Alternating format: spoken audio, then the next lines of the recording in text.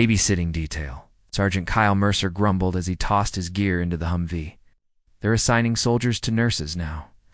The unit chuckled, but no one volunteered to trade with him. His orders were clear: escort and protect a civilian trauma nurse assigned to the Kandahar outpost.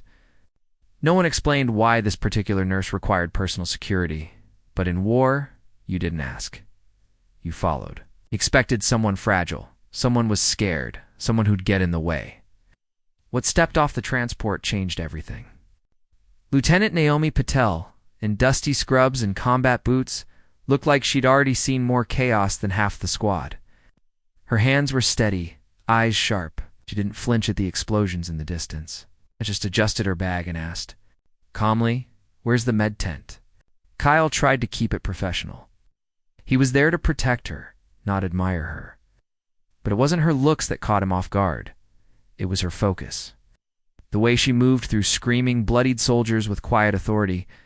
The way she stitched wounds with hands that never trembled, even when the lights flickered from nearby mortar blasts. She never asked for help, never asked for breaks. And when the day ended, she wrote letters home for the ones who couldn't. He started noticing the small things. How she always offered the last of the clean water to patients. How she slept sitting, up because the cots were too full. How she hummed softly when dressing burns, not for herself, but for them. Her strength wasn't loud. It was stitched into every moment of grace she gave to others. They began talking between missions, just fragments. Conversations exchanged while crouched in bunkers over messel trays under starless skies, she told. Him she'd enlisted with the Red Cross after losing her brother to an IED.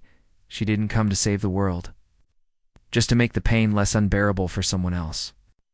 He didn't realize how much he needed her until the ambush. It happened fast.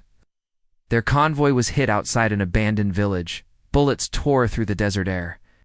Kyle's instincts kicked in. Secure the nurse. Return fire. Extract. But Naomi didn't scream. She didn't run. She dropped to her knees beside a wounded soldier, applying pressure to his chest wound with her bare hands while gunfire cracked around her. Kyle dragged her behind a broken wall. "You could have been killed," he barked. She looked at him, eyes blazing. So could he. That night changed him, not because he almost died, but because he saw someone who lived without fear, without ego, just purpose.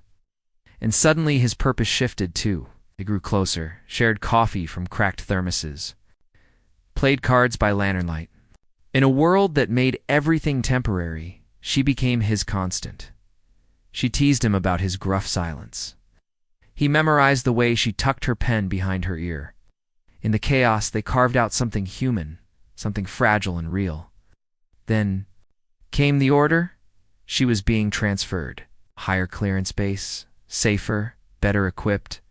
He should have been relieved, but all he felt was panic. On her last night, he walked her to the helipad. Dust swirled under the searchlights. She looked at him, half smiling. "Thank you for watching over me," his voice cracked as he handed her a folded note. "I didn't expect this. You any of it?" She held his gaze for a moment longer than regulation allowed. Then she kissed him, not rushed, not desperate, just certain, like she'd known it was coming all along. "I'll see you when this is over," she whispered. But war has no guarantees. 2 weeks later, his unit was hit.